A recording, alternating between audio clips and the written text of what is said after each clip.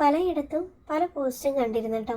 നിങ്ങളൊക്കെ ഈ പാനിക് സിറ്റുവേഷനിൽ ആരെങ്കിലും വിളിച്ചന്വേഷിച്ചോ, നിങ്ങൾ സുരക്ഷിതരാണോ എന്ന് ചോദിച്ചോ എന്നൊക്കെ. ഞാൻ ചോദിക്കട്ടെ, നിങ്ങളെയൊക്കെ ആരെങ്കിലും ഇതുപോലെ വിളിച്ചന്വേഷിച്ചിരുന്നോ? ഇനി എൻ്റെ കാര്യം പറയട്ടെ.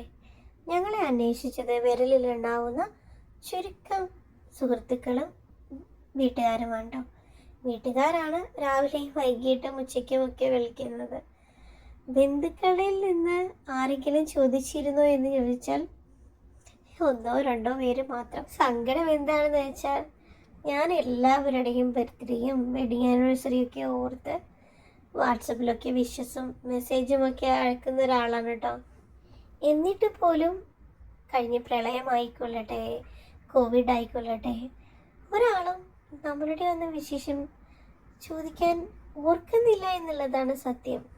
എല്ലാവരും പറയും നമ്മൾ അന്വേഷിച്ചാലേ നമ്മളെയും തിരിച്ചന്വേഷിക്കുമെന്ന്.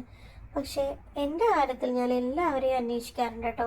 ചെറിയ ഫംഗ്ഷനൊക്കെ നമ്മൾ നടത്തുമ്പോൾ നമുക്ക് ഏറ്റവും വേണ്ടപ്പെട്ടവരെ മാത്രമേ നമ്മൾ ആ ഫംഗ്ഷന് ക്ഷണിക്കാറുള്ളൂ. ഇതെൻ്റെ കാര്യമാണ്. പക്ഷേ ഇപ്പോൾ എൻ്റെ ഈ അവസ്ഥയിൽ ഞാൻ ഓർക്കും, ഈ വേണ്ടപ്പെട്ടവരെന്ന് നമ്മൾ എണ്ണിയ വ്യക്തികൾ പോലും നമ്മളിപ്പോൾ സേഫാണോ, നിങ്ങൾ ഓക്കെ അല്ലേ എന്ന് ചോദിച്ച് ഒരു മെസ്സേജ് പോലും നമ്മൾ കഴിച്ചിട്ടില്ല എന്നുള്ളതാണ്. നമ്മൾ വേണ്ടപ്പെട്ടവരെന്ന് കരുതി കൂട്ടിയവരൊക്കെ നമുക്ക് വേണ്ടപ്പെട്ടവരായിരുന്നോ?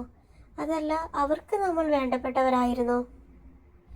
ആയിരുന്നില്ല എന്നുള്ളതല്ലേ സത്യം.